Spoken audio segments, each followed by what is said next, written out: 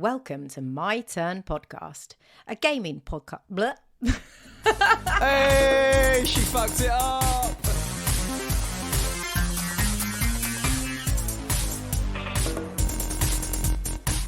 Actually, Erin, why don't you try it? Go on. Oh my god. All right. Whoa, pressure.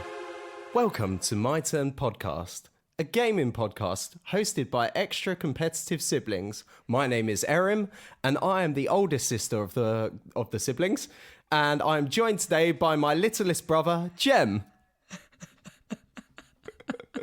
Did I do it? You're such a numpty. Yeah, let's do it now. Let's dive in. So this is a gaming podcast. Thank you so much for tuning in. My name's Jem. As Erin said, he's Erin. He's also a numpty. What can we say? I mean, it's true, but hey. From this podcast, you can expect recommendations, reviews, laughs, and arguments because, as we said in our tagline, we are extra competitive.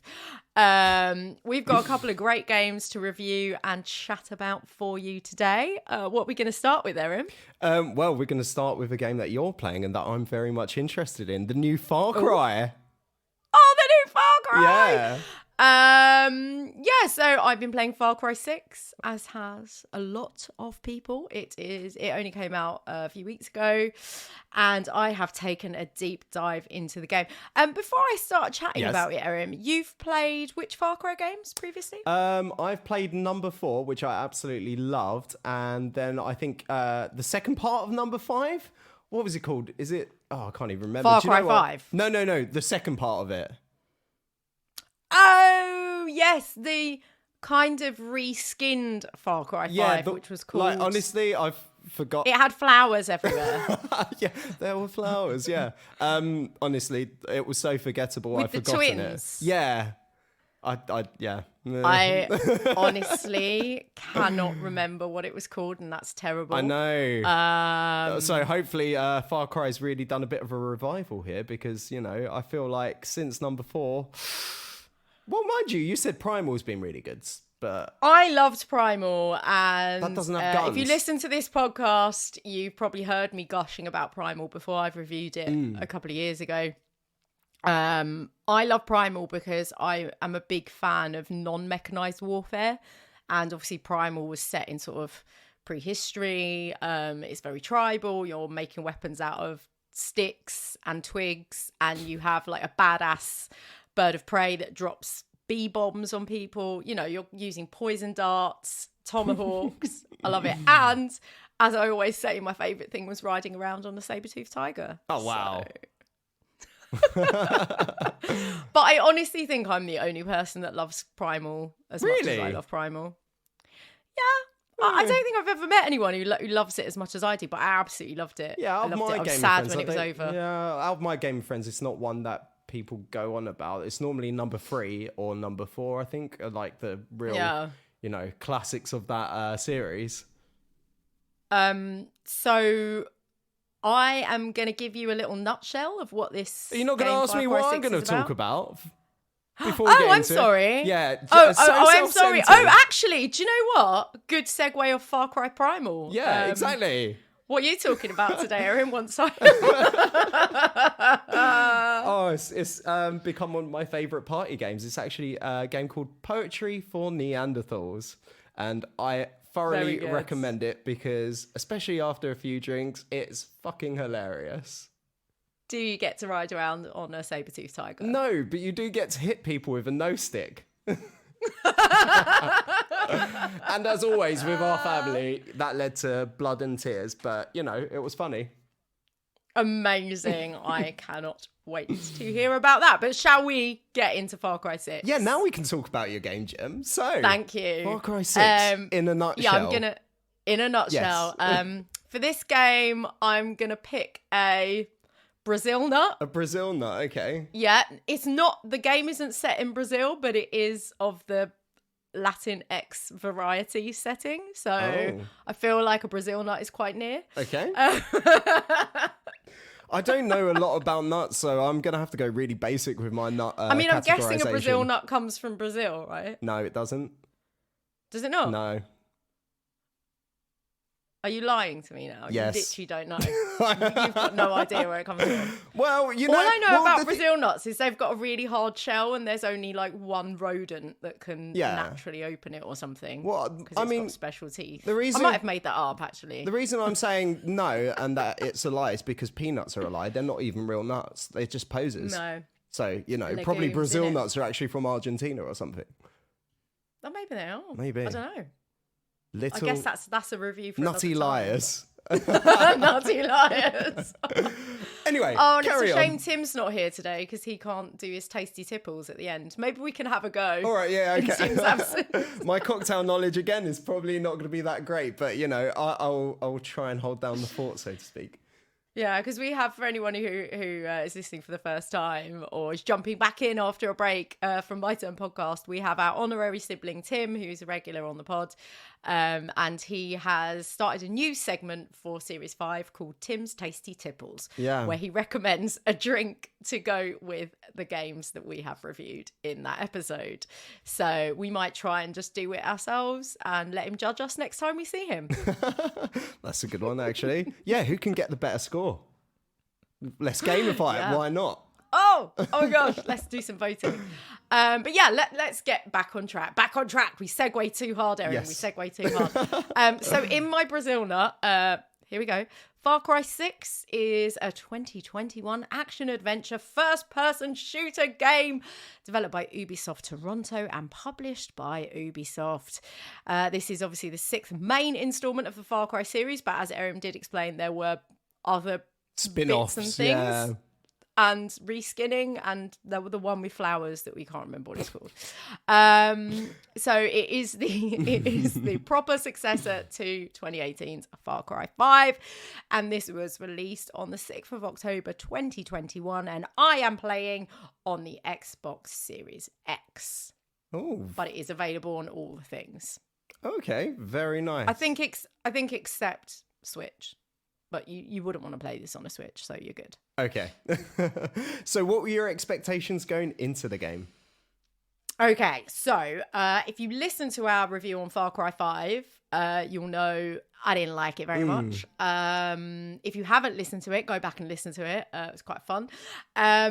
So I was very, let's say, nervous about this game. I love 4 and Primal. So I wanted it to be more like those, and I wanted to care about my character, and I wanted to care about the world I was in, and the kind of characters and side quests and things like that, which I didn't really at all in Far Cry 5. So did you? My expectation was I wanted it to be better, and I thought it was going to be better. Yeah. Okay. So speaking as someone who played the extensions and number 5 Far Cry. Don't try or whatever, I don't know. Did you not just? We should probably just look up what it's called. No, it's more fun this way. We'll try and remember. Okay, Isn't it like New Dawn or something? Yeah, that's it. No, wait, is it? I don't know. Let's keep it a mystery. Okay. I think that's right. Let's try and come up with. I got excited and then I was like, am I getting confused with Horizon Zero Dawn? Oh, maybe. Oh shit. Oh god. It's so forgettable. It's so forgettable. I know. I thought, oh, this looks pretty, and then realised it was just a reskinned version of 5, and was like, I'm out. But this kind of brings me back to my point. Like, did you find that Far Cry 5, for some reason, the fact it was very American really, really put me off? Yeah. And I don't know, like, there was something about Far Cry 4, I can't even remember what the place was called, but it was like... it was like the Himalayas and stuff, wasn't it? Or Nepal? No, it's a fictional place, remember, kind of based on those areas. But I loved that, and I loved like how the characters, like all the NPCs were, like they had this weird kind of culture about them where they were overly polite, but then also shot each other and killed each other. It was just like quite charming. Whereas the American, I just found a bit corny and cheesy. So yeah, you found it charming that people were nice to your face and then stabbed you in the back. No, they were generally very polite. Like, I mean, especially Pagan Min. Like, he was the most lovely bad guy ever. I mean, the first thing that happened is you sat down and had a meal with him, and if you were a very good boy, you won the game. Yeah, I did it. I did the 15-minute sit. Yeah. to see that ending. It was actually really good. So I love that. I was like, I love that quirky charm. What's the point of the rest of the game? Yeah. But my point is, by the way, we're going full spoilers for all previous Far Cry's because they're old games. So if you haven't sorry, paid, but we won't spoil 6. Yeah. So does Far Cry 6 have? Did you expect the charm to be back? Is what I'm trying to ask. I did, because I think the overwhelming feedback for 5 was we don't like anyone in this. Also, the massive sort of discord between the really serious undertones of the main missions and the main story thread, and the weirdly stupid, like sometimes hilarious but just really out of place side missions. Yeah, where you were doing things like getting the testicles from, I can't remember what animal it was, like a cow or a pig or something, to like a Barry White soundtrack. Like just weird little. The side missions were so weird, and some were sort of funny, but then others were sort of horrific. So it was just like I just not working. But I agree with you. The fact that it was all in Montana, in the States, the landscape was almost all the same. Yeah. And everyone you met was some variety of redneck type caricature. So even the good people, or those that were posited as good, didn't seem that different from those who were posited as bad, but with no nuance. Like it was just, I thought it was a mess personally. Yeah. I just thought it was a mess. Like, yeah. Okay. Well. Yeah. All right. So, well, I guess that brings us on to what does the game do very good then? What did I like? Well, this game, okay, there's a lot to talk about, so bear with me.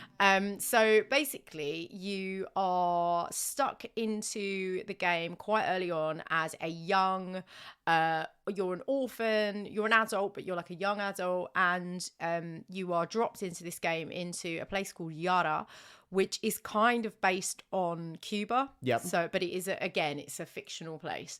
But it's got that kind of feel of the politics of Cuba, the sort of the way that that's been isolated from the rest of the world, and also there's kind of the seeds of corruption in the government, and that's sort of what you're fighting against. And you basically get taken on very early on as a guerrilla fighter, as part of the resistance, because some of what the government is doing is growing, and this is not a spoiler, it's right at the beginning, they're growing a type of tobacco which also is used medicinally to cure cancer, but gives you cancer, I think, when you're in the fields working, like harvesting it. And so basically it's sort of it's being held as a medicine. It's making the country richer, which is what the government wants. Yeah. And they're kind of touting it as, we're going to make our country better, we're going to help the poor, da da da da da. But what you see very early on is that there is corruption in that government, and they seem to not care about the workers who are getting sick farming this stuff, and the chemicals that they're using is making people sick. So there's a lot of complexity in the story really early on, where you're like, there's levels here, because you can see, and this is what I like about this baddie. So the main baddie is voiced and resembles Giancarlo Esposito, who you might know from like Gus, Breaking Bad. Yeah, exactly. My favourite baddie. So he's a really great baddie, a bit like the one from 4, because there's nuance to his agenda. Like, you can see that he's not very nice, but at the same time, some of the speeches he makes during the game, you can see the nuance in the political perspective of, we can't make anything better without making money. In order to make money, we have to do this. Yeah. And sure, there'll be some casualties along the way, but do a little evil to do a little good. Exactly. Yeah. But you're kind of posited as the like hero in the hero brigade. Yeah. And they even say, like, we do not expect to make the country better by winning. The country will still need to do stuff. This isn't the end. And I think that was really nice from the writers to have that level of understanding of how like politics and revolutions actually work. Yeah. It's not just kill the bad guys and everything's better. Overly simplistic then, isn't it? Yeah. And they say it a lot. And also you come across characters who are much older, who've already fought revolutions and been leaders of resistance and stuff like that. And they have their own input into what they made better and what they're never going to see change because they'll be dead before that happens. Like, so it's really interesting. And I thought it was really nice that they handled it in that way really early on. So you get this idea that, yes, you're kind of posited as the protagonist and you have an antagonistic force that you're fighting against. And there is some clearly bad stuff happening from the leadership's perspective. But all through the game and all of the side, like the kind of side characters or peripheral characters that you meet that kind of flesh out the main missions, there's a lot of nuance in all of them. And I really like that. So just getting into the game straight away, the story immediately much, much better. Oh, well brilliant. done. Oh, fantastic. Fantastic. Okay. I mean, I hope I don't go off to a different topic. Does this bring anything new to the gameplay at all? Is there any new elements that are introduced, actually? Yes. So the most obvious thing is you see more of your character. So in general, in Far Cry games, they're first-person shooters. This is still that. Yep. When you are in the map, out exploring the world, on missions, you see your gun and occasionally a bit of hand. What you do get in this game, though, is great cutscenes where you see your own character. So in previous Far Cry titles, you've been in a cutscene as like a viewer and you don't see yourself apart from in menu. And it's really weird. And I remember in 6, I think, that you, at the beginning of the game, you spent ages like picking your outfit or picking what gender you were. I can't even remember. But in 5. Oh, okay. There was some option to like change your clothes and stuff, but you literally never saw your character. So what was the damn point? So I think you'd only see your character playing co-op. Yeah. So other people would see your character basically. But in this game, you see your character. Your character is called Danny Roja. Yeah. Which I love. Have you been watching Ted Lasso? No, I haven't. Oh, okay. If you watch Ted Lasso, there's a character in that called Danny Roja, who says football is live. But anyway, I digress. Is it involved but I just love that character at all then? No, they've just got the same name. But the name's great because it's a gender neutral name, and so right at the top you can pick to play with the female or the male skin. I picked female. She looks fucking badass, and you get to see her a lot, and I think that adds so much. So when you hear her talk, it's great voice acting. The voice actress, I forgot her name, but she's like half Turkish, half Latin, but I don't know what country from. But yeah, she's half Turkish, and I was like, like us. Yeah, exactly. Immediately made me like her more. But really great voice acting. And you just feel something for Danny because you see Danny. Whereas in the previous games, I think it was really hard to sort of care about your character. Your character was just a vehicle to get you through stuff. Yeah. Whereas in this, you're like, I don't want Danny to be sad. Yeah. I want Danny to kick some ass here.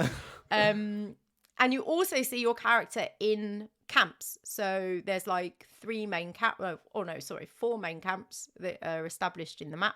And when you get into the camp, so these are areas where you can do your weapons admin, buy stuff, upgrade things, and pick up sort of some main missions from certain main characters. Yeah.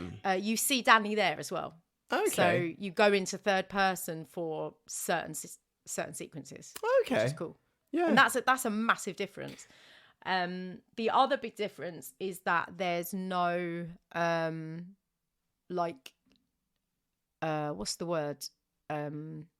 Skills tree. Yeah, that's what I'm looking for. Sorry, okay, I am slightly hungover. Oh God. Little caveat. It's Monday. What were you doing? What were you doing? I was out with honorary brother Tim last night. What, drinking cocktails? Wine and beer. Oh God. We're at the Royal Opera House. It was culture. Anyway, we digress. Fair enough.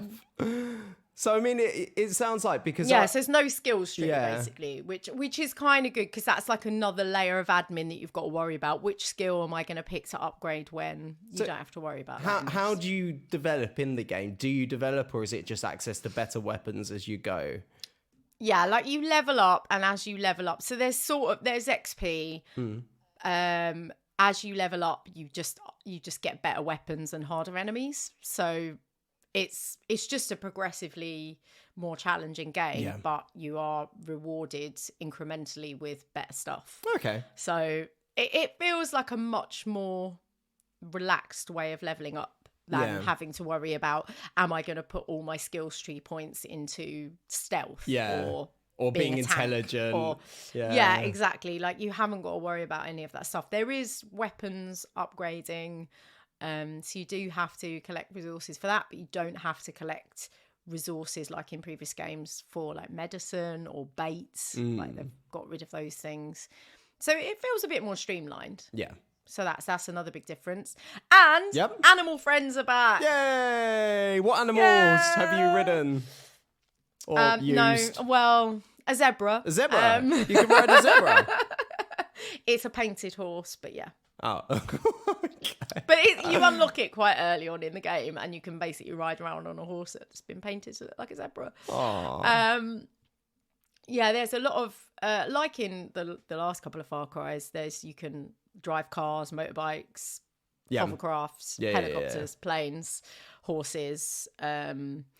This one, there's a lot of horses. I like the horses because you can get around the mountainous regions quite well. Oh, is it like a Skyrim horse where you can just like ride up a vertical mountain? Not quite. The horse will buck and kick you off. Oh, really? If you're a bit, or if there's like predators around. They don't make horses like they used to from Skyrim. The that horse could Skyrim go horse anywhere. could go through a wall. Yeah, exactly. Occasionally get stuck in a wall and be like, what am I doing now? And then there'd just be a bear sound or a rabbit flying through the sky. Oh, that game. Skyrim. But yeah, back to the animal friends. That's something I loved about Primal, because I use my animals strategically in Primal to plan assaults. So you could go from aerial, like dropping bombs on people, to getting stealthy big cats in, or just sending a bear in to distract everyone. Send in this the game, bears. the animals, I'll come on to how I feel about them. But the animals, you've got, I think you get 5 animal friends in total, so you kind of unlock them as you go. You start with one who's an alligator called Guapo, and handsome. He's amazing. Yeah, he's amazing. He wears he's got a little t-shirt on, an alligator wearing a t-shirt. And he's like a tank. Who basically. put the t-shirt on the alligator? Comes with a t-shirt. Wow. He's someone's pet, like he's a pet tame alligator, but he's a kind of tank animal. So you just sort of send him in, and you can level the animals up. And so when he's fully maxed out with his leveling, he can get killed and then revive himself. Wow, that is in the middle of a fight and just take people out for you. Yeah, wow. Yeah, he's really good. And then the animal that everyone saw a lot of in the promo was a sweet little dachshund called Chorizo. He's basically a dachshund in a kind of wheelchair, and he's absolutely adorable. And his power is distracting enemies by being cute. Oh, why is he in a wheelchair? Does his legs not work? His back legs don't work. Oh, that's so he wheels around. Yeah, and when you're going around the map with him, you can hear like, he's got like squeaky wheels. He is really cute, but there's only so much distract an enemy that you're going to use in this game because I'll come to this. Everything turns into a fight. So either way, it sounds like a very diverse game. So kudos to them for including disabled animals. I also want to discuss Chicharron, which is one of my highlights of the game. Chicharron is a cockerel, or rooster if you're American. And Chicharron is a crazy motherfucker. Like, this cockerel will just pick a fight with anyone. And the mission when you first get him is the most chaotic and hilarious bit of gameplay I think I've ever had in my life. Oh, really? It is like, basically, you're told to go and get him by his owner because he's like disappeared off picking a fight somewhere. Like, literally picking a fight. Like, he'll just go up and peck soldiers and start a massive gunfight. Like, it's just crazy. But like, this mission to get Chitchat on is one of the most joyful things I've ever done in a game. You are literally chasing him around the landscape, and he's just like running up to soldiers and starting a fight. And obviously, when they turn around, you're there see you. chasing after him. So then they're trying to shoot you, and this cockerel's just picking fights, like going down the road, like attacking someone's car, but like poking someone in the face with its claw. It will jump up and like attack them with its claws and flap about. It's crazy. And then you end up in this massive shootout, basically, because of this stupid chicken. Oh my God. It's really funny. I want that. That sounds like that would be my favourite kind of pet. Yeah, he's mad, and he's really, really funny character, and he's a sort of chaotic fighter. So one of his powers is kind of chaos fighting, as far as I can tell. And then you get Boom Boom, who is the same dog from Far Cry 5. He was called Boomer in Far Cry 5. And you unlock him in this game, and he's got a little tag saying he's been shipped from Montana. Oh. So it literally is the same dog. Yeah. And he's great. He's a stealth animal who like collects stuff for you and highlights where there's resources and things, and is stealthy and quiet. So quite resourceful and useful. Yeah. And then there's a big cat that you unlock, which is it's something you probably get a bit later in the game, which is like this beautiful panther, and it's kind of a ghost cat. It's really cool. And it reminded me a bit, because you get the white, or there's that bit with the white tiger, isn't there, in Far Cry 4? Yeah. In the, that kind of sequence where there's like a white, are you like, or is it a snow leopard? I think it is where you're like, is it when you're drugged up or something? Is that right? Yeah. Like I was like, when you get this panther, like it sort of reminded me a bit of that. But there's a lot of cool animal friends. Oh, brilliant. Anyway, so these are all my positives. Yes, I was going to say, let's move on, because we spend a lot of time talking about the positives. So I'm sure we're going to get a very good rating out of this game. If I get a 4, I'm going to be very disappointed with you. But anyway, as with most things in life, like no matter how good it is, there's always some sort of negatives. So please indulge us. What is still not quite right for you in this game? Negatives. I'm personally wish that my weapons like accessibility was a bit better. Yeah. You've got a kind of a weapon wheel. You have to sort of plan your loadout, as they say, before you go into things. But every single fight ends up being the same. So this is a slight negative for me. Yeah. Is that every fight is the same. You'll try and go in stealthily. You'll tag everyone. So you've got your sniper rifle equipped, or your bow and arrow, trying to be stealthy. Then someone will notice you. Something will go wrong, and if anyone can access an alarm, or if there's a officer there, they will alert air support, and within seconds there'll be a helicopter. You'll be getting bombarded. Then cars will come in with extra soldiers. And like literally every fight is the same, and until you get to a point where you've got a really good sniper rifle, or you've really got your stealth leveled up. And because of that, you set yourself up for stealth. Oh yeah, the other thing is you constantly have to change outfits, because your outfits all have different properties. Okay. And instead of being able, this is one bad thing about not being able to adapt or craft specific weapons to how you play, or specific outfits to how you play. There's like literally an outfit for stealth, an outfit for fast movement, an outfit for fishing, an outfit for hunt. Like it is that kind of binary. So then there's just so much admin during a fight. So like you've got to get out of your stealth gear, put your like good armor on, then rattle through your billions. Like there is a lot of guns towards the end of the game. Yeah, because during a gunfight, sometimes you just need to get changed. Excuse me. Yeah, right. I know, it's stupid. It's really annoying. Yeah. So then you've got to like decide which machine gun you're going to use and which shotgun, and all the enemies have things that they're vulnerable to, but you get all of them in a fight. So it's not like you're only going to be against enemies that are vulnerable to like armor piercing bullets.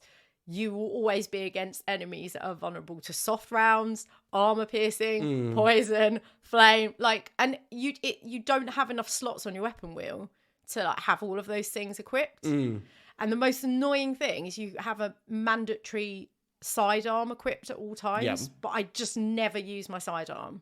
Why? So Is it that's useless? like taken one away. Basically, it's just like a pistol or an automatic pistol. It's only good for if you're going down a zip line and you want to like shoot people, or if you're in a car and you want to shoot people out the window, which I just never do. So yeah, that takes one of the 4 slots and you can't get rid of it. And then you've only got 3 slots and you've got to change between like grenade launchers, a shotgun, machine gun, or if you're sniping, there's a sniper rifle or a bow and arrow, because you might alternate between them because some will go through certain things and some will go through. I mean, basically that. Yeah. Everything I've said, it sounds like effort. Yeah. And it is. And it annoys me. Yeah. I want, like, they got rid of a lot of faff in the game, but they could get rid of more. Yeah. But I think so that annoys me. I think you are right. There's nothing worse than that breaks the immersion more than like having to stop and go through menus during like an epic fight. I mean, it's one of the Breath of the Wild issues that I had. Your weapon would just constantly break, and then you'd have to be like, okay, what should I use now? And you're in the middle of like just about to be hit by someone. Yeah, it does. I think that is it's a common thing that breaks immersion in some games, which is a bit of a shame. Yeah. And it's not like, and the fact that you're changing your outfit constantly, you have to do that through the actual main menu. That isn't on the weapon menu. Yeah. So that isn't even easy, but you have to do it because of the way the game's been designed. So that just annoys me. And then the other negatives I'd say is the animals. Yeah. They in Primal, and I played it probably 2 years after it came out, or a year after it came out. So it had some time to be updated and patched. But the animals in that were pretty good. One died and you could call the next one. Like you could really have one after the other until they were all dead. Yeah. Like you could plan your strategies that way. In this, there are a few bugs in this game, but it is very new still. But one of the biggest bugs is the animals. They will either just turn up at random times when you didn't summon them. And for example, when you're being stealthy and then suddenly Guapo will just wander into the place that you're staking out, and then everyone sees him and then sees you. Yeah. Or they die, but they die like at the other side of the compound, and you can't call another animal while one's down, which is fine, but they're just not as good. Yeah. I found the animals in Far Cry Primal were just more robust, and once you'd leveled them up, they just could take a few hits before they died, and in this they just seem to be a bit crap. Well, I mean, apart from Guapo. The thing I would say is probably Primal when you're talking about sticks and stones as opposed to guns. You know, I think generally animals are going to be a bit more vulnerable to guns. Yeah. Yeah. Oh yeah, that's true. Oh yeah, that's a really good point. But yeah, I don't know. The chicken's not going to take a rocket launcher very well. Yeah, I just think they don't work as well. Yeah, also, you can kind of point them at specific enemies, and sometimes they just won't go, and there's no reason for it. Like the game just needs a little. I think the animals just need to be bit more polish. A bit. Like just be a bit of polish, because they'll just the weird thing when they just suddenly appear or they suddenly disappear, and you're like, where are they? It just kind of can ruin your sort of experience with them, and it means that I don't use them as much as I really hoped I would. Yeah, because I love them so much in Primal. So that as well, bit of a sticky one for me. Yeah, fair enough. So those are my main negatives. Okay, brilliant. So I think the next thing would be: is there anything of note that this game really, brings out? Something unique about it? I mean, it's very much a Far Cry game, so it's not unique. It feels like a Far Cry game, plays like a Far Cry game. If you're expecting something really different, this isn't it. Yeah. Apart from the things I mentioned early on, it's basically the same kind of game. Yeah. But I feel like what they've done is they've just lent into what they do. And it's worth saying how beautiful this is. Yeah. Like Yara is stunning as a location, and it definitely ain't Montana. It's so beautiful. There's variation in the different areas, so you can be literally in and out of like holiday homes and hotels on the coast and jet skiing around little islands, and you feel like you're on holiday. It's gorgeous. You can be in a city, like you can be in in and amongst little wooden houses and shacks in the mountains. It's a very it's really diverse cool. landscape as well. Brilliant. Yeah, and I love the amount of sort of climbing and grappling up to the top of massive summits. And there's lots of, like, you can tell this has been a tourist destination because there's lots of like abandoned like hotels and resorts. Yeah, and theme parks, like dinosaurs, like, you know, like it reminded me of Crystal Palace Park, you know, the really rubbish dinosaurs. Yeah, there's stuff like that. Like there's an alligator park that you go to, and there's like alligator heads that you can get as a piece of armor, for example. Like that's a novelty item. Yeah, it's just a really cool, beautifully made landscape, and exploring it is fun. There's loads, like every Far Cry game, there's loads of side stuff you can do, which none of it really appealed to me, to be honest. But you can go down the road of hunting loads and doing racing, and if you're into that, fishing. I mean, there's so many fishing spots in this game. If you're into that, the world's really rich. But again, that's nothing new. But one thing I think they did really well with was really immersing in this this kind of Cuban-inspired culture, and the music. Like every vehicle you get into is playing some banging tunes. Oh, really? Like, it's really good. Yeah. Oh, brilliant. It's like, it's very, you definitely feel like you're in a sort of beautiful, warm, exotic environment, even when you're about to get into a massive gunfire crazy fight. Brilliant. So, one of the things that I actually wanted to ask about, because I've not played Far Cry 3, but I've heard like is it the main protagonist, the bad guy kind of thing, was like an incredible part of the story, and I found that was the same kind of thing for number 4. Is the main protagonist, is he like one of these iconic antagonist? Yeah. Sorry, I forget. Antagonist is like Oh, he antagonizes you. Oh, I'm going to antagonize you. That's how you Okay. So what's the main antagonist like? Is it one of these people that you're like, oh my God, they're like such a character, like with so much eccentricness to them, so much charisma, that you're just like, I want to fuck you up, bad guy? I know you touched on it briefly where you said about the nuance and stuff like that, but like actually like the character themselves, like did they have that? I don't know. There's just a Far Cry charisma that I kind of think of when I think of Pagan Min. I wouldn't say charisma. I mean, he himself has a very amazing voice quality. So just listening to his voice in the monologues, there's loads of monologues as you expect from Far Cry in big cutscenes. It's very engaging. The writing is much better as well for his character. But I don't think he's charismatic, but I think that what he's saying is interesting because there's levels to all of it. And also he's always with his son, and his son is unsure. Like his son looks like he's about 14, Diego. He's unsure. At one point you see him trying to run away to join the rebels, like very early on in the game this is. And so there's a lot of really interesting dynamics between those two, and it doesn't make you like the antagonist anymore. Like it makes you kind of think he's not a good person at all.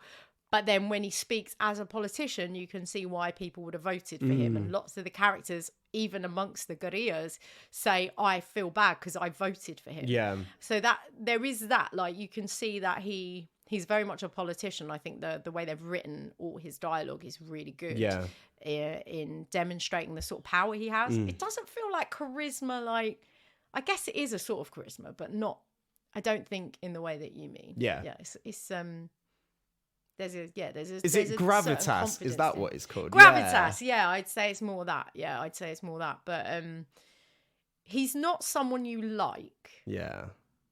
And I think that's right. I think that's right, but he's also not evil. Yeah.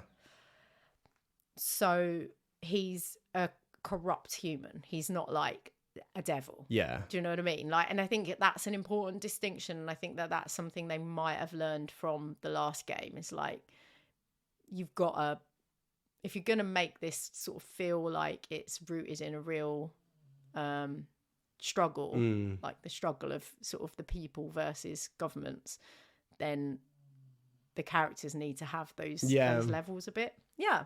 I think it makes the story more interesting, doesn't it? Because then people form their own opinions and have their own little theories. I mean, there's so many little game theories that go on behind the scenes. I mean, there was check out the Far Cry one. There's one about why Pagan Min was actually the good guy in the end, as opposed to the two rebel leaders. Because if you find out what happens in the aftermath of the two rebel leaders taking over, it's not exactly paradise. I guess like that gives you a bit more like curiosity as to like, what is the difference? Are like the rebels necessarily the answer? Well, yeah, exactly. And as I said to you, like some of the peripheral characters in this, like some of the main people that you have to kind of rally to your cause. And that's another thing I liked about this game, actually, that you felt like there was a purpose to everything you were doing. So every time you sort of got a military base, like that was your base, and you accumulate more guerrillas and more people as you progress through the game. You unlock stuff and like more people will just randomly join you fighting, like when you're out and about and stuff like that. And you are getting other factions to join the revolution. And so that there's 3 main other factions, and some of those characters are amazing. There's 3 older characters in it who are my favorites, called the Legends. And they're like much older, but they've already gone through a mini revolution in the 70s. And like they've got a great history, but just like you're saying, like one of them reveals something a bit later on in the game, which I won't spoil, but that shows you that they weren't perfect, that they had to make hard decisions, that there was a sense of them having to do certain things for the greater good as well. And so it's not good versus evil. And I think they've come down on the placement of you as Danny Rohart in a really good way, because you are really a bit of an outsider, even though you've joined this resistance. You're still an outsider, and you're still always treading that line of like, what do you think? And I think that's nice. And I think that's really where they went wrong with 5, because everyone was horrible and you just didn't like anyone. And the main characters, the siblings, were just too sort of wacky and out there and just weird. And they were just like, it felt very sort of evil in the sort of biblical sense, which I guess it was, because they were quoting the Bible constantly. So, I mean... Okay, brilliant. Lastly, second to last, penultimately, recommendations. Penultimately. Yeah, recommendations. Who would you recommend this game to? I think, actually, if you've never played a Far Cry game and you enjoy an open world, this would be a good one to go for, I'd say. I think that what they've done with connecting you with Danny as a character by allowing you to actually see them is really good. I think, as I said, the writing is better, the story is better. I think if you've never played a Far Cry, like, you might as well dive into this one, because I feel like it's Far Cry enough to give you an idea, but it's also maybe a bit more accessible in terms of you feeling connected to a character and a story. So I'd recommend it for most people who like open world games, first person shooters. Great. I think, but the thing I would say with that recommendation is don't spend all your time on the side quests, because it is a really big map, and you can probably get through this game in 25 hours, or you can take a week. Of you know, like, I mean, you can take hundreds of hours. I was just going to say, speaking of taking a week, we've almost spent 50 minutes on this game. What? So 45. No, we're getting to that number. So let's round up quickly and just finish off with a rating. So what would you give it out of 10, Gem? I'm going to rate this game 8.5 out of 10. Brilliant. Yeah, I really like it. I really like it. I think it's back on track. Yeah, well done. It sounds like you really, really enjoy it from your very elongated discussion about it. But yeah, it was no. It's not a bad. No, it's not a bad thing. I'm trying to compliment that it is obviously, brought out a lot of positivity from you. So yeah, no. I was trying to be nice. Fucking hell. Don't know. No. You're mean to me. I hate you. I hate you too. I hate you. I'm not getting you anything for Christmas. All right. It's your turn to talk. Is, are you ready? Yeah. Okay. So, okay. No. You asked me the question. I'll be professional. Unlike you, where I just jump in.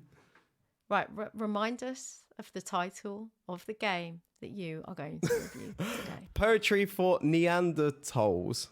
And what is this game about in a nutshell? So, it's a word guessing game in which you can only use one syllable words to describe the prescribed word that you are given. You, on every card, have two separate options. A low scoring option, which will just be a singular word. So say, for example, broccoli. And then you'll have on the bottom, generally, I think it's a word that relates to that, but a bit more extended, like tender leaf broccoli stem or something like that. And you, as the Neanderthal doing the poetry, have to describe that in a given time. You have to, I think you've got about a minute to get through as many as you can.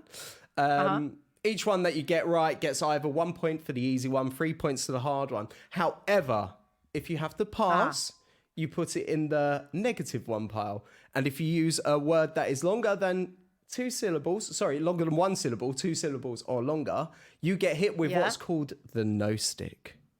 No. Yeah. And the person who hits you has to say, no, bad. And that's it. You lose a point, okay? They actually have to say no, bad. Yes. This is why it's called the no stick. All right. Okay. So, what is the no stick? It's literally just an inflatable stick.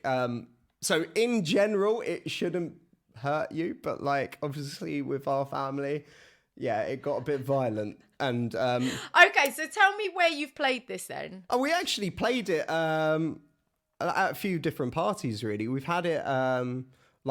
During the lockdown, we played it a few times with the family. But then also when Beth and I moved into our new flat, we had some friends around and played it kind of drunkenly.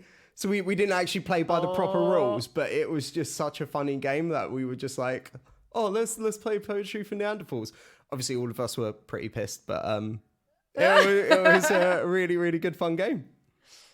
Yeah, so this is obviously another game from the Atomic Kittens. Kittens. Oh, Exploding Kittens. Exploding. What's Atomic Kittens? Not from a 90s. That's a 90s girl group. Well, it's easy. My God. Okay, sorry. I forgot to say that I'm actually suffering from the flu quite bad, so I'm very drugged up. So excuse me if I thought it was a pop band that made this game. You can be hungover. Can you imagine though? Can you imagine Atomic Kitten making a game where they hit people with sticks? Actually, I'd pay to see that. I mean, why not? Reunion tour with sticks. Yeah, I mean, I guess they're not really making like the money that you're used to. They might have to diversify their business. So maybe could be maybe the nostalgia cloud isn't sustaining them anymore. Right. So this obviously is from the Exploding Kittens. That's the games development. Publishers. What was your expectation, therefore, before you played this? I don't really know, to be honest. This is one of those games. I think I actually bought it for us, like just as a game for us all to play, on the recommendation that it was just quite a funny, easy to play game. And 100% lived up to that expectation. It's just very accessible and just instant. I think it's like an instant classic game to play, to be honest. It's definitely become one of my favorites at a party because it's just so stupid. And do you know what? We're going to play. I feel like we should play a round of it. What now? Yeah. So I've got a word written in front of me. Live on the podcast. Yeah, live on the podcast. Because, there's no better way to demonstrate a game than actually playing it. So you're going to have to guess. Right, I'm down. I'm down. So this is the one. The single point one, okay? So cluck cluck bird go on chicken. Hey, there we go. Cluck cluck bird on farm leg. Cluck cluck bird on farm leg eat yum yum. Yum yum leg. Okay. Chicken leg. Not whole leg, not whole leg, top leg. Chicken thigh. Hey, there we go, 3 points. Okay, well done. yeah. What was the farm thing? Well, chickens go on farms, don't they? Okay, yeah, that was misleading. Okay. Oh yeah, I got it. Yeah. Well done. Yeah, because obviously if I said bird, like that could be any bird, but Do birds another on one. the Do farm. another one. All right, I want to do one more. all right, Go on, one more. Let me think of a word. Okay. See, so listeners, Okay. see if you can get it before All I right, do. all right, all Go. right. On wall, go TikTok. TikTok on wall. Clock. Yes. Wall clock. Yes. On end of arm, TikTok. Wristwatch. No. Or what? No. On, I can say the word once you've said it. On clock, Okay. end of arm. End of arm with point. Stopwatch. Point. End of arm. My arm. End. Hand watch. Wristwatch. I said wristwatch. No, hand watch. Clock hand. Watch hand. Clock Yeah. hand. Oh my god, I'm such a numpty. I'm sure you at home got that quicker than I did. Oh my god. But yeah, it's funny because when people get heated or under pressure and they say like, I don't know, something with 2 syllables and then the opponent just whacks them. It's like, no. It's just, yeah. It's so stupid. I love it. Honestly, it's such a fun game. I absolutely love it. Oh, that's good. And you could kind of rig up a electric shock system and play that over Zoom as well. Oh my god. Yeah, sure. Why not? So if there's ever another lockdown, though I feel like the delay in Zoom might be a bit distracting, but hey, we'll give it a go. Yeah, you might just get a shock like 5 minutes later. It could be hilarious. So these games, because we've played a lot of the games from these developers. They contain a certain style of artwork. Like, is that here as well? Is it on the cards? Well, like, how do you... Not really on the cards. The cards are just basically, I think you've got like a green splat for the 3 points and a red splat for the 1 point. But the actual box art is very much akin to that. And if you go on the website and look up poetry for Neanderthals, the explanation is all like as if it was done by Neanderthals. So that's cute. it's like 2 syllables, bad, no kind of thing, and then it's got cavemen demonstrating the game. It's quite funny. I mean, that's what I love about them. They go sort of above and beyond to contextualize all the games with that, like just a little bit of additional fun. Yeah. I love it. Yeah. Oh, that's great. Yeah. So what is your favorite thing about the game, or what are your positives about the game?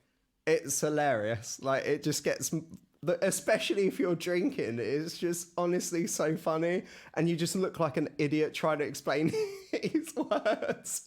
And then, when you get something wrong and someone just twats you around the head, I don't know, it's just something so simple but so comical about it.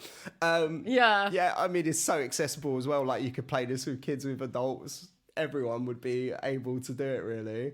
So, it's just an inclusive, very happy, fun, positive game. And I don't think you can really... It's not a game you get stressed over. It's just nice. Yeah. How long does it normally take to play through, or is that just up to you? Can you just go as long as you want? I think the way we've done it in rounds because there was quite a few of us. So essentially what you do, you all sit in a circle. There's 2 teams and you're...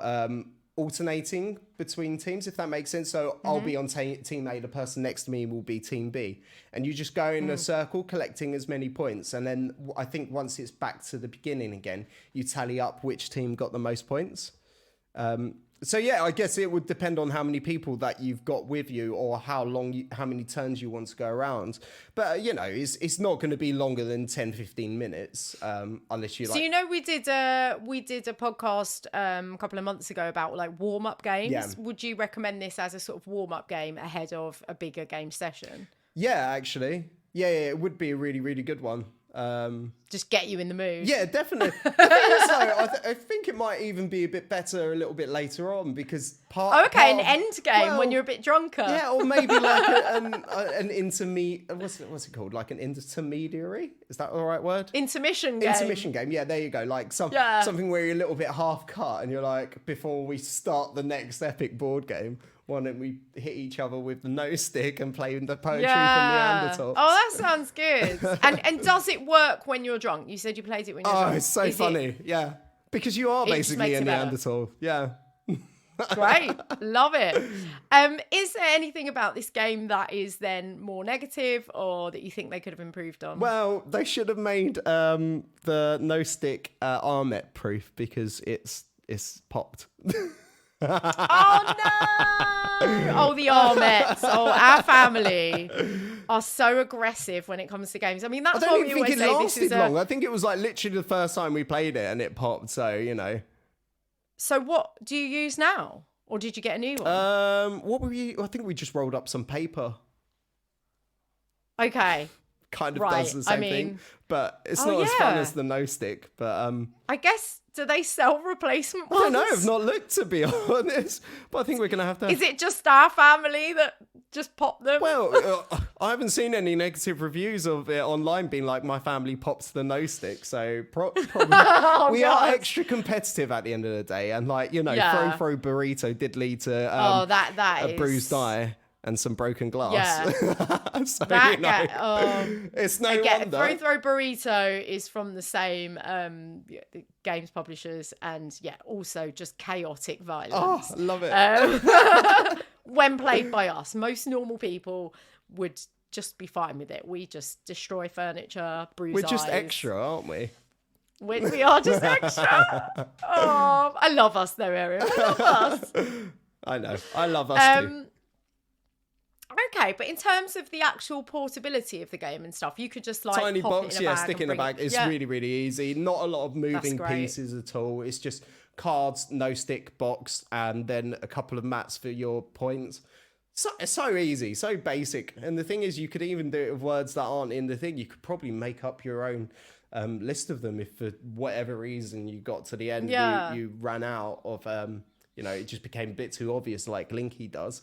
It's just easy that you can just, like, for example, what I just came up with there is so easy. I mean, it could even be done as a bit of a travel game, like a alternative to I Spy, but a lot more fun and actually entertaining. In the car, and someo's got something that they can throw, like they can throw something at you in the car, like a stress ball or something. No, let's not throw stuff in the car because that. Oh, not at the driver, but it will bounce everyone else. I know, only but the backseat passengers. Fun, all right, okay. Well, I guess that would make it a bit more exciting. So if you get it wrong, you might die. All right, I won't condone that, but you know what I mean. Yes. A better ice, or maybe you can just poke the person if they get it wrong. Yeah, the no. Who knows? Actually, that sounds rude. Not one to play with your family. So is there anything else about the game that you want to highlight or draw attention to? It is, unlike your game, it is a very simple but simply done but very well done game. So there's nothing particularly special other than the fact you're using single syllables. I don't really know any other games, any word guessing games that do that. And that does make you just sound like it does make you sound like a Neanderthal, and it just adds to the hilarity of it all. Just going, bird farm, cluck cluck, like I don't know. Yeah, I love it. I really want to try. Yeah.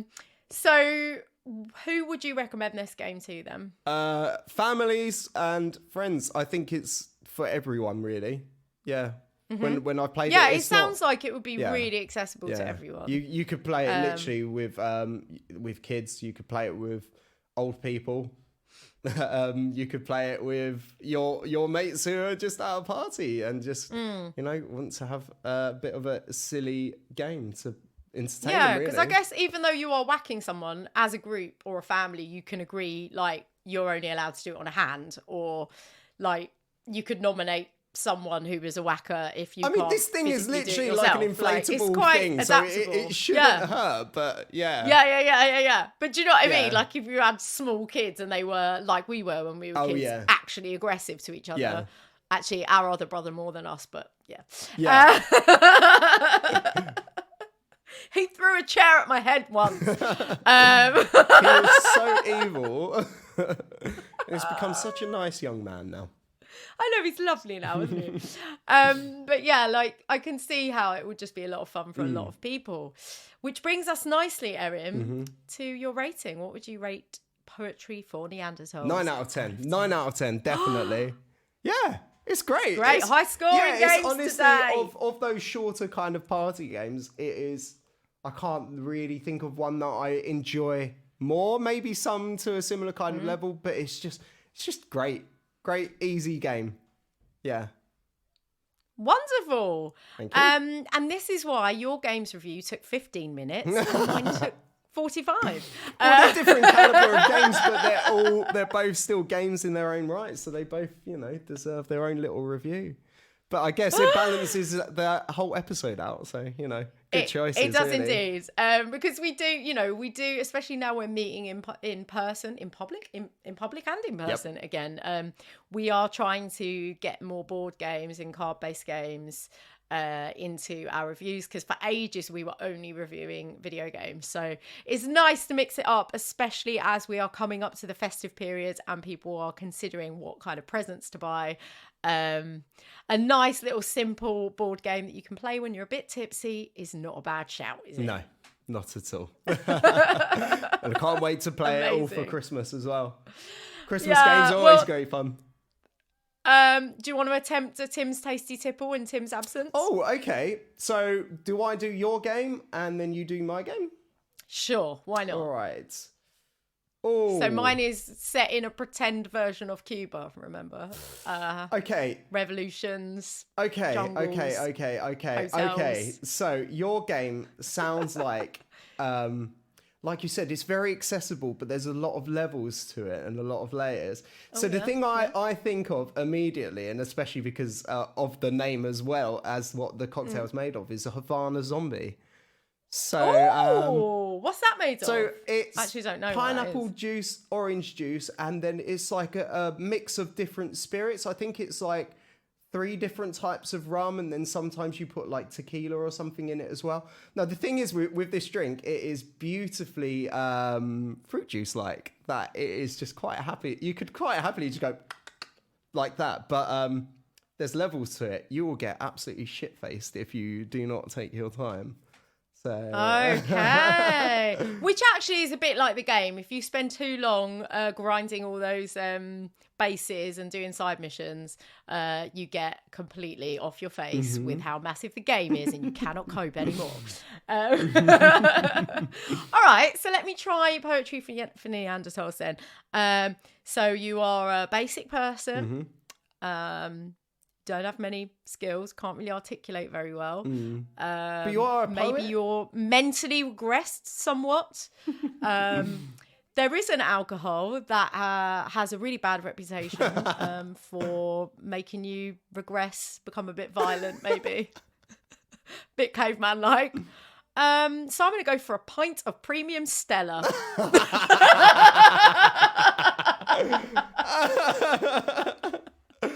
That's very good, actually.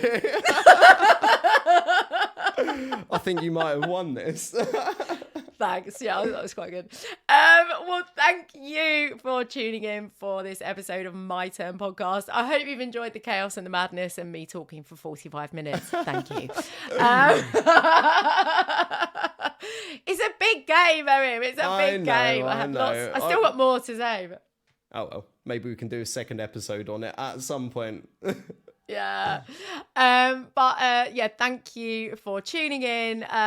Please support the pod by sharing. Give us likes. By subscribing to us. Give us likes. What will we do if they give us a 5-star review on iTunes, Erin? We will lick them and say, well done. Okay, or we'll give you a shout out in our next episode. Oh, yeah. How about that? Yeah, that's probably a lot more sensible. I wasn't sure where you were going with that, so, just kind of made it up. I don't know. I was just throwing it out there to see. Okay, yeah, no. If they taste nice, we can lick them. Well, we can lick people now. That sounded We're going to cut it there. Thank you so much for joining us, and we'll catch you next time. Bye.